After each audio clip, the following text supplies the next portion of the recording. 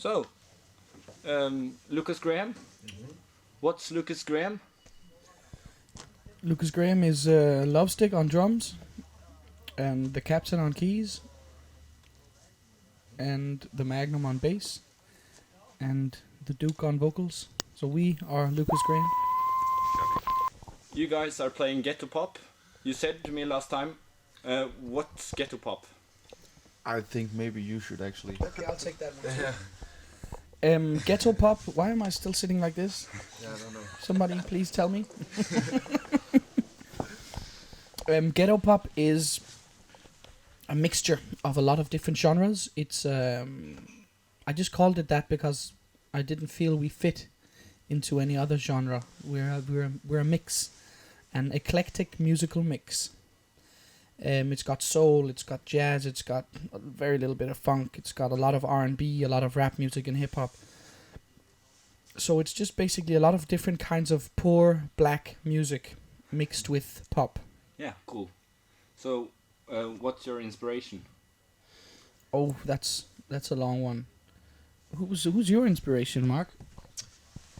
My inspiration is you, actually, and actually the three guys here in the band. So I'm inspired by you guys. You too. Oh yeah. Because the thing is that we don't like get inspired by other kind of music, because we want to stay original and to just like get really into what we can make together. And by listening a lot to other music, then you wouldn't be focused in the same way that we are now. Okay, cool. So I watched a lot of your YouTube clips. You don't have any music videos, but you have like the camera and you're playing live music. And on each clip I see a lot of alcohol. That's a coincidence. You guys drink a lot before you sing or write? I don't drink before I go on stage. I usually don't drink before I write songs either. But I believe that in certain situations, like practicing or jamming, alcohol can help let go of certain boundaries that you might think that you have.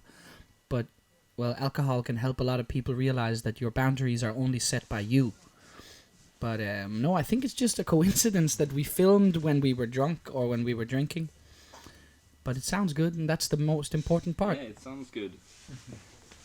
Is there any reason why you don't have a professional-made music video? I mean, everything worked out well so far, so we didn't feel like we needed this kind of big production thing. We thought this was so much more real, just about good music, live music, and you can hear what you're gonna get. I mean, that's a good thing. Yeah. I also think that's a major reason that so many people show up to our shows is that they've seen these videos and they're like, all right, these guys are actually playing music. So people want to come and see that. Yeah, it's cool. It's cool. And in Denmark, you're like the biggest thing right now. I've heard of my Danish friend, Mathilde. Anyhow, how is it to come to Norway and have an audience that you have to like get into? Because there's not that many people here in Oslo that have heard of you. We always enjoy being in Norway. We played here the first time in Herr Nielsen in February, and we came back to play in Parkteateret in March, and again in Rockefeller in April. And during the summer we went to Trane Festival up just south of the Polar Circle. And what I feel about the Norwegians is that even though we aren't a big name here and we're not selling like platinum records and stuff like this, the people at our concerts are happy, and that's the biggest driving force for me personally, and I think for the band as well. Yeah, sure. Whenever we deliver a show and we can see people are smiling and they're maybe crying during the sad songs and they're laughing and they're dancing, well, that's mission accomplished. If it's 100 people or it's 1,000 people, it's still mission accomplished. Yeah, that's true. And I've tried to like search for your songs on on medias like Spotify and stuff. Why don't you have your whole record out there? It's only one song. Well, because the whole record isn't out in Norway yet, so. Ah, okay, yeah. But don't worry, it'll be out here in the end of October, start of November. Yeah. We'll be available. Yeah. Are you trying to hit into the Norwegian market, or are you? I think we are right now. We keep playing here because we have a small but solid fan base in Norway. And I think it would be disrespectful to neglect the people that enjoy our music just because it may be like now when I say only 150 people show up, that's not only, because a lot of people play concerts in Oslo where I'm sure a lot less than 150 paying guests show up. Yeah.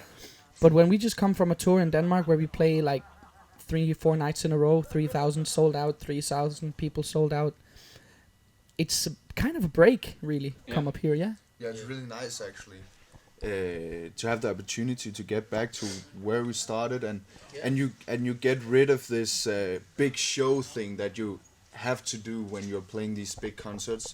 So you get back to what it's all about, just playing good music, and you're able to see the reaction in people's face, look them in the eye, and go down and have a beer with them afterwards. Yeah. That's really nice. Yeah, cool.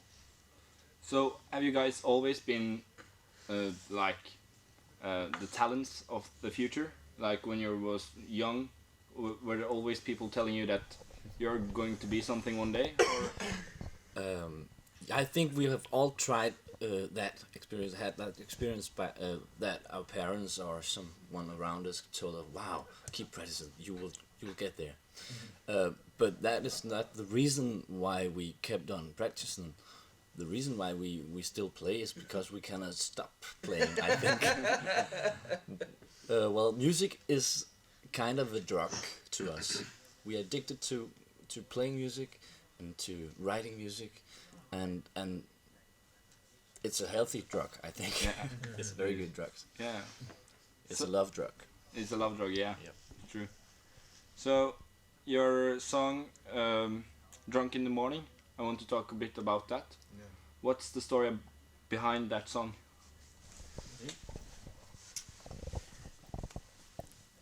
Well, I don't think the story is that long. A friend of mine, Sebastian, who's one of the producers in our production team called Backbone, he had a birthday, and we were out, and we were very, very drunk. And Stefan, one of the producers, said, "Lukas, listen to this new beat. It's really, really, really cool." And at 2 o'clock at night, we went directly to the studio from town, and we wrote this song. About being a little bit lonely, a little bit drunk, and a little bit horny, I guess. And it's a very, very simple pop song. It doesn't have any greater, deeper meaning to it. I'd say we have a lot of songs on the album that are, meaning-wise, a lot deeper. Yeah. But this is one of the easy-going pop songs we've got. Yeah. I feel that this song is a song I can like relate myself into, and a lot of my friends have also said the same thing, and just wondering, how do you think that you can like get into others' life with your songs, you know? Why do you think your inspiration and your lyrics can do something like that? Because there's no bullshit. Yeah. If I want to make a song about being drunk in the morning, the lyrics will be when I am drunk in the morning. Instead of being, oh, when I've had maybe 4 drinks too many on a Friday afternoon while the sun was shining and the wind was blowing through my hair and everything was crisp and beautiful, then I called you. Yeah. It's like fucking bullshit story. Like, if you want to write an essay, write an essay. We want to write easy-going pop music. I don't want... The same with our song called Red Wine. It's about... Well, another song with the alcohol. It's about basically inviting a girl over and, you know, going through the motions. Yeah. And I think that a lot of people writing music, either they go for the simplified four to the floor bullshit, or else they try to invent the deep plate, like making this huge new wow, strings, brass, horns, let's put some lyrics in there that really mean something, and no one understands it anyway. Thank you. My opinion. Yeah. Cool. So you guys are going to play at Parkteateret tonight. Yes. So what do you think? How will the night be, you think? Parkteateret was the first place we played a concert with you, where there was people who That is bought true, tickets. That is true. I just joined the band 7 months ago, and my first concert, well, it was in Sweden, but the day after that concert, my second concert was at Parkteateret. There was no paying guests at the first concert. No, that is true, but it's a nice place, and that was my first experience. That was my first time playing in Norway. I think it was a very good concert. Yeah. But of course, we want to make it even better tonight. Yeah. Huh. So, what's the plans over the week or just like into the future? What you guys are going to do? Wow. Germany. Yeah, we're going to Germany next week actually for a little tour there, like same kind of size venues, and we're all looking very much forward to that as well. So as Lukas said, we're getting a little break of this from this big venue, Denmark kind of thing. But other than that, we just try to take it one day at a time and really enjoy every day. And I'm sure we will enjoy tonight at Parkteateret as well. Thank you so much for the interview. Thank you for having us. Yeah.